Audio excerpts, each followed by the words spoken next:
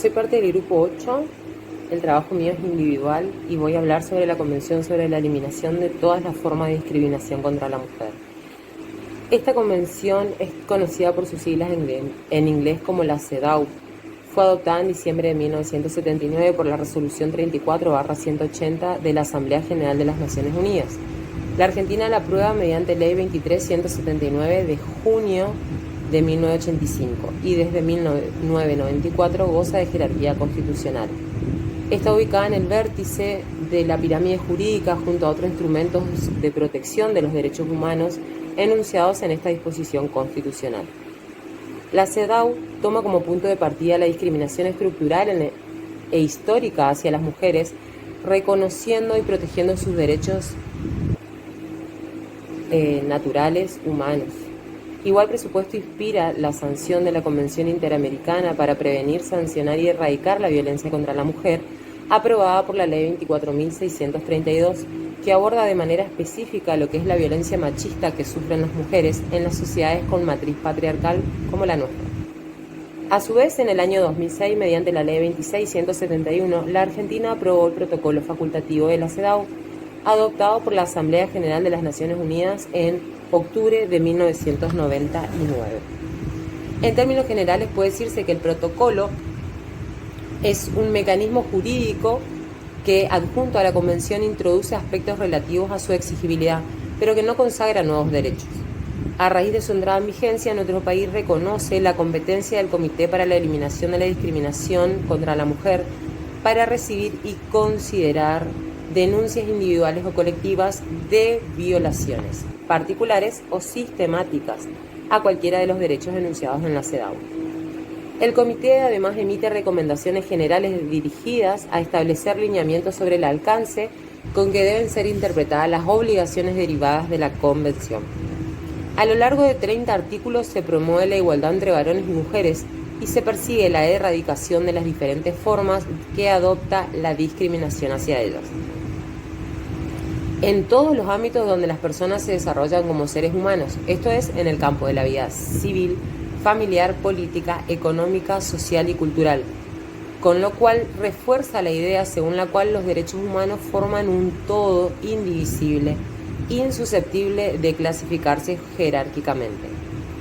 En los términos de la CEDAW, la discriminación puede presentarse de manera directa, que es la que tiene por objeto discriminar, y la que establece explícitamente la distinción arbitraria o de forma indirecta, que es la discriminación como resultado de un proceso más complejo y más sutil. La discriminación indirecta tiene lugar cuando una norma, práctica o una política o programa parece ser neutro respecto del sexo de sus destinatarios o destinatarias. Pero en los hechos, esa pretensa neutralidad tiene el efecto de reproducir las desigualdades sexogenéricas. En cualquier caso, la discriminación que aspira a erradicar la Convención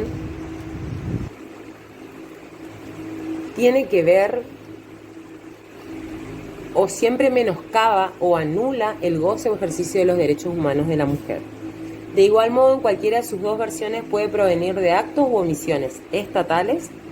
o producirse en el marco de las relaciones privadas. En este sentido, la CEDAW es revolucionaria, pues amplía la responsabilidad del Estado más allá de los límites propios de la esfera pública. Este corrimiento es importantísimo porque devela la discriminación y la violencia que padecen las mujeres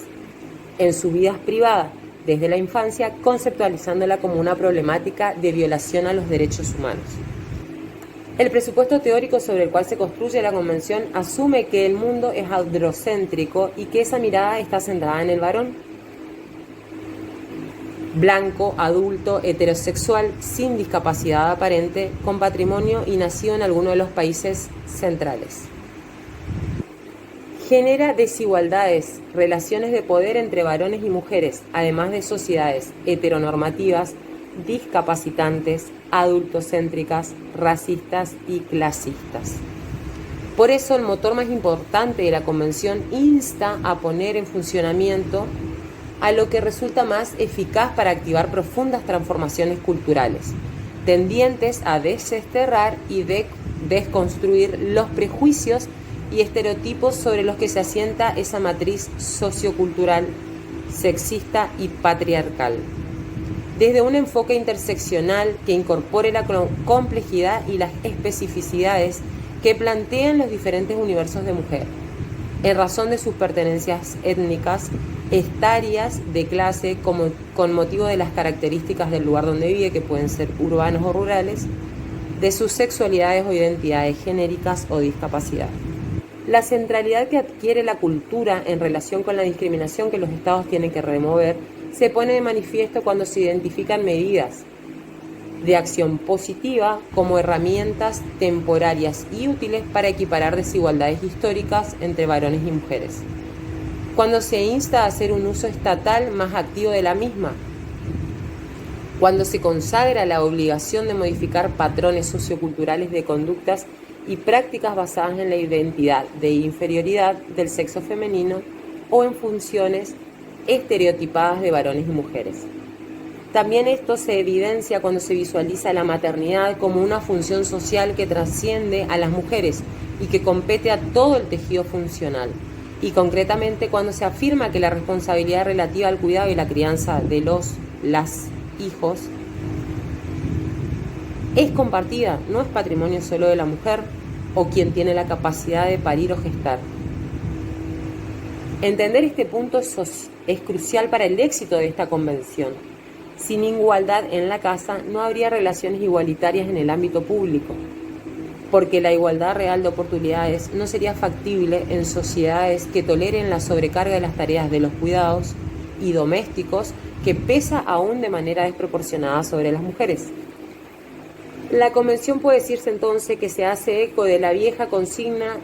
inaugural del feminismo: lo personal es político, y denuncia e interpela al orden constituido a partir del contrato sexual, el cual recluye a las mujeres a un ámbito o un espacio privado ajeno al campo de la ciudadanía y de los derechos.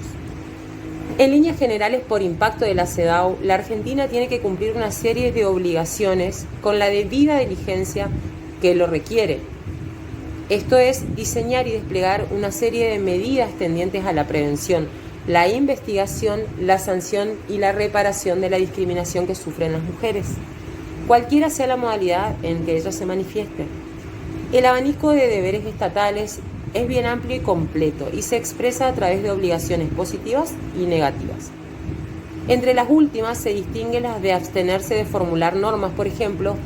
o políticas o programas, y de diseñar estructuras institucionales o procedimientos que directa o indirectamente priven a las mujeres en igualdad de condiciones con los varones al acceso a los derechos políticos, civiles, económicos,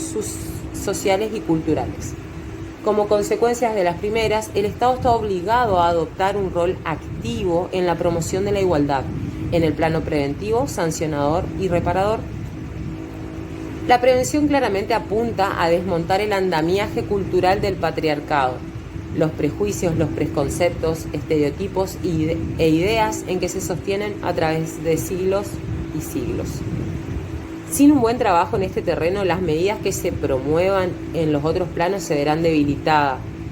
pues aún con un buen procedimiento tendiente a investigar, sancionar y reparar la discriminación sexista en todas sus formas, se requieren operadores y operadoras sensibilizados que puedan desarrollar las habilidades necesarias para ponerlos en marcha.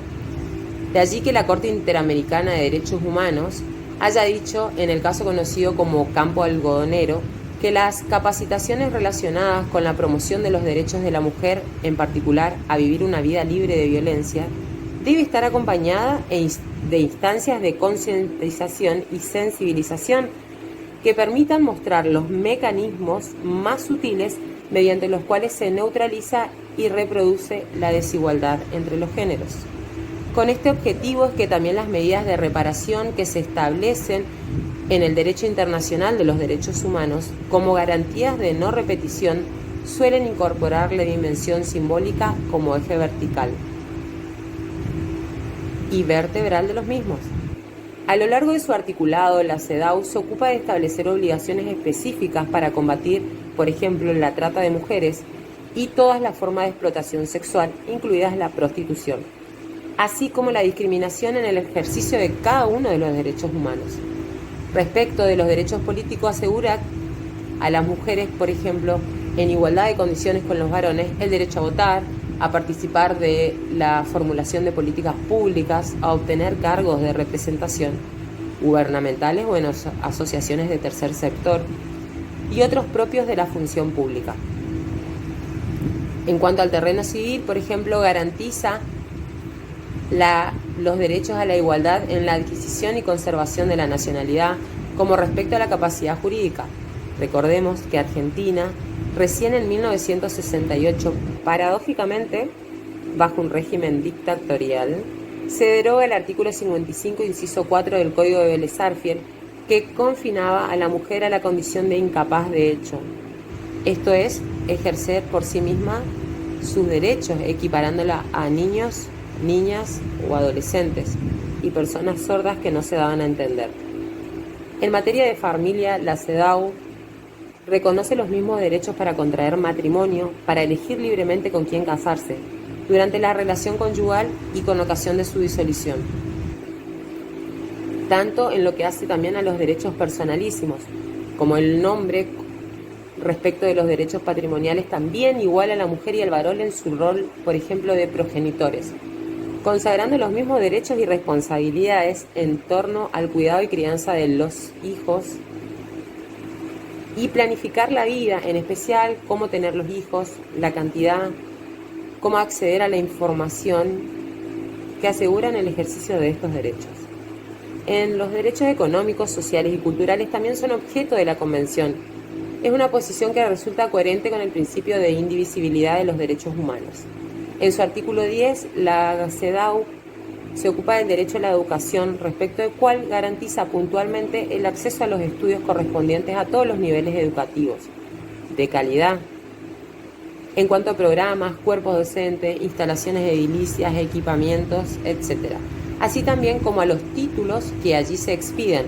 la eliminación de conceptos estereotipados en los programas correspondientes a todas las formas de enseñanza, la educación mixta, la educación física y deportiva, educación sexual integral, las mismas oportunidades para la obtención de becas de estudios y la reducción de la tasa de deserción escolar femenina. Respecto a los derechos del trabajo, la CEDAW en su artículo 11 asegura la igualdad en el acceso al empleo, a elegir libremente la profesión,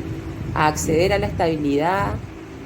a ascender en el trabajo, a la igual remuneración por igual tarea, a beneficiarse de las mismas prestaciones y servicios asociados a la fuente de trabajo y a la seguridad social. Asimismo, esta disposición establece una serie de garantías para evitar la discriminación en el empleo,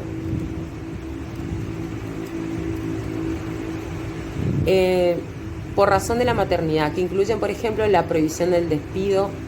motivado en el embarazo o la licencia de maternidad, la protección de la mujer embarazada cuando sus tareas habituales puedan resultar contraindicatorio para el proceso en el que está inmerso, antigüedad, los beneficios sociales, la creación de guarderías o redes de servicios similares que posibiliten compatibilizar la responsabilidad laboral con el cuidado de los hijos.